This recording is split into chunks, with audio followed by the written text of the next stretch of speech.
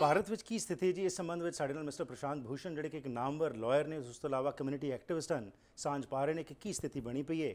ਆਓ ਕੁਝ ਹੋਰ ਜਾਣਕਾਰੀ ਲੈਣੇ ਕਿ ਟੀਮ ਅੰਨਾ ਵੱਲੋਂ ਜਿਹੜੀ ਇਹ ਮੂਵਮੈਂਟ ਲਾਂਚ ਕੀਤੀ ਗਈ ਐਂਟੀ ਕਰਪਸ਼ਨ ਮੂਵਮੈਂਟ ਇਹ ਕਿੱਥੋਂ ਤੱਕ ਪਹੁੰਚੀ ਹੈ, ਕਿੰਨਾ ਕੁ ਲੋਕ ਇਸ ਨੂੰ स्वीकार कर रहे हैं तो इसका की इम्पैक्ट पै रहा है लोगों की ज़िंदगी के विच।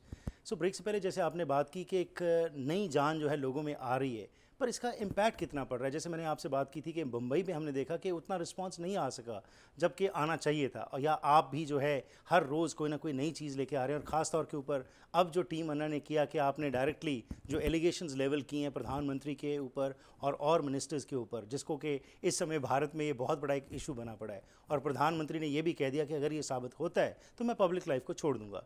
तो क्या आधार बना के आप ये चीज़ें आगे ला रहे हैं और आपके पास क्या बेस है और इसका क्या आप समझ रहे हैं कि असर पड़ रहा है सरकार के ऊपर?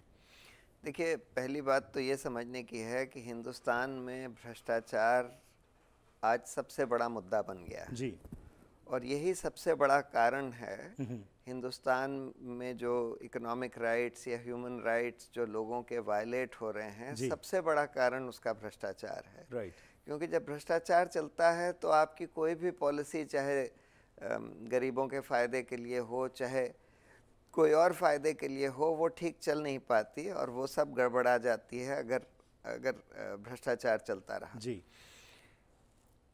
भ्रष्टाचार के चलने की एक सबसे बड़ी वजह यह है कि वहाँ पर कोई ऐसी स्वतंत्र एंटी करप्शन एजेंसी नहीं है जो सरकार से स्वतंत्र हो। ठीक। उदाहरण के तौर पर आज हमने प्रधानमंत्री सहित 15 कैबिनेट मंत्रियों के खिलाफ भ्रष्टाचार के आरोप लगाए हैं जी, और बेबुनियाद आरोप नहीं है, ये बिल्कुल ठोस दस्तावेजों के आधार पर लगाए गए हैं, सीएजी रिपोर्ट्स, कोर्ट जजमेंट्स वगैरह।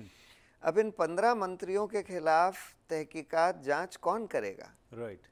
कोई सरकारी एजेंसी तो कर नहीं पाएगी। जी, तो इसीलिए हम लोग की डिमांड ये थी, और United Nations convention against corruption भी यही कहता है कि हर देश को एक सरकार से स्वतंत्र राइट करप्शन की जांच एजेंसी बनानी होगी, संस्था बनानी होगी। जी, अनफॉर्चुनेटली इतना बड़ा आंदोलन होने के बाद भी अभी भी सरकार उसको मानने के लिए नहीं तैयार है। राइट। लेकिन इसका ये मतलब नहीं है कि आंदोलन का कोई असर नहीं हुआ। जी, आंदोलन की वजह से सबसे पहली बात तो इतने हजारों लाखों करोड़ों लोग सड़कों पर आए। ठीक।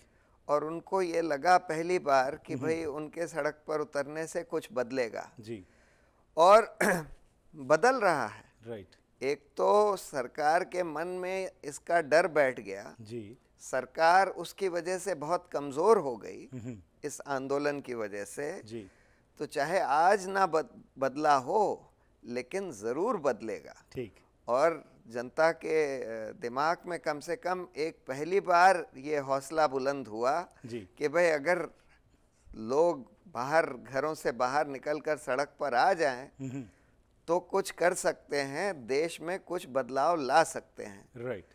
तो ये एक बहुत बड़ी उपलब्धि है। और जैसे टीम अन्ना के तरफ ऊपर भी जब एलिगेशंस लगी और उसके अंदर आपके कई मेंबर्स, जिसमें किरण बेदी जी हो गए और इवन अन्ना हज़ारे जो थे, इनके ऊपर भी जो एलिगेशंस लगी, क्या आप समझते हैं कि वो उनकी वजह से आपकी टीम को कुछ इफेक्ट हुआ कि लोगों में जो आपकी एकदम वो छवि थी उसको कोई असर पड़ा? देखिए, थोड़ा बहुत असर तो पड़ सकता है जी, लेकिन इस तरह के जब बेबुनियाद एलिगेशंस लगाए जाते हैं और कोशिश करी जाती है मूवमेंट के लोगों को या मूवमेंट को डिफेम करने की या उनके बीच में दरार डालने की, जो कि सरकार ने भरपूर कोशिश करी और आज भी वो कोशिश चल रही है, लेकिन वो ज़्यादा देर तक सक्सेसफुल नहीं होती। क्योंकि आखिर में लोगों को पता लग जाता है, समझ में आ जाता है कि भाई क्या चीज़ सच है, क्या चीज़ झूठ है। राइट।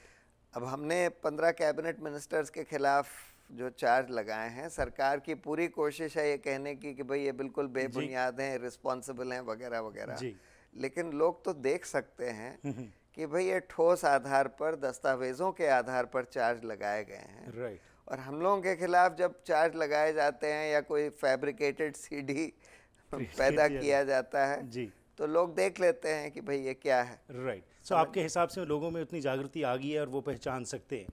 अब दूसरी बात आती है ऑपोजिशन पार्टीज़ की। ऑपोजिशन पार्टीज़, सरकार जो है करप्ट है, इसमें कोई शक नहीं, लेकिन ऑपोजिशन पार्टीज़ जो हैं ये भी दूध की धुली नहीं है, इनके भी जो हालात हैं।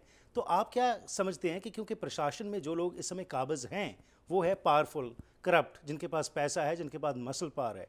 आम जनता जो है वो चाहती है परिवर्तन, लेकिन उनके पास कुछ नहीं सिवाय ये कि वो सड़कों के ऊपर आके कुछ देर के लिए प्रदर्शन कर ले। तो ये जो है आप कैसे उस चीज़ को रिवाइव करने की कोशिश कर रहे हैं कि right at the deep root level ऐसी एक जागृति आए जिससे कि लोग जो हैं उनका असर जो है ये चीज़ों का सरकार के ऊपर और ऑपोजिशन पार्टीज़ पे पड़े? जी हाँ, देखिए आज हिंदुस्तान की एक बड़ी समस्या ये है कि कोई विकल्प नहीं दिखता लोगों को। राइट। क्योंकि ऑपोजिशन पार्टीज भी उतनी ही भ्रष्टाचार में घिरी हुई हैं। जी।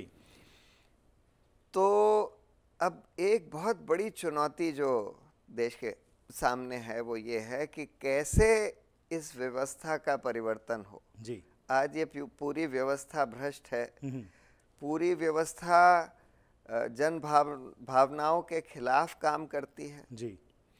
और जनहित के खिलाफ काम करती है। इसको बदलने के लिए बिल्कुल बुनियादी बदलाव कुछ संविधान में, कुछ कानूनों में भी करना पड़ेगा। जी। अब वो कैसे होगा जब तक यही इन्हीं तरह की पार्टियों की सरकार आती रहेंगी, कभी ये कभी वो। तो इस वजह से अब हमारे दिस मूवमेंट में भी ये चर्चा शुरू हुई है जी। कि क्या इस देश को एक चुनावी क्रांति की जरूरत है। राइट। और उस चुनावी क्रांति के जरिए ही व्यवस्था परिवर्तन हो पाएगा। ठीक। तो इसलिए इसकी भी चर्चा हो रही है कि क्या अब जनता को चुनाव में डायरेक्ट हस्तक्षेप करने की ज़रूरत है, क्या कैसे किया जाए, कैसे हो सकता है। और ये सारी जो परिस्थिति इस समय बनी पड़ी है, किस तरफ इंडिया लीड कर रहा है इस समय आपके हिसाब से? क्या हम एक sitting on a volcano which can erupt any time, और अभी आप समझते हैं कि और ज़्यादा गंद बढ़ेगा और उसके बाद लोगों को शायद और एहसास होगा कि नहीं अब समय है कि हम इमीडिएट चेंज चाहते हैं? नहीं, वोल्केनो पर तो हम लोग बैठे ही हुए हैं। एक तरफ माओइस्ट्स का मूवमेंट और जोर पकड़ता जा रहा है जी। दूसरी तरफ गरीबों का हाल इतना खराब हो गया है कि 2 वक्त की रोटी के लिए भी ठीक 77% लोगों के पास पैसे नहीं हैं। तो ये हाल कब तक चल सकता है? जी। आखिर में कहीं ना कहीं तो उसका विस्फोट होगा। जी। कश्मीर में दूसरी तरह की प्रॉब्लम है, नॉर्थ ईस्ट में दूसरी तरह की प्रॉब्लम है। राइट। हर जगह समस्याएं हैं और सरकार पूरी तरह से भ्रष्टाचार में घिरी हुई है और कोई राष्ट्रीय समस्याओं का हल ढूंढना भी नहीं चाहती और कोई उसकी मंशा नहीं है। राइट। तो ऐसे में बिल्कुल विस्फोटक सिचुएशन बनती जा रही है। जी।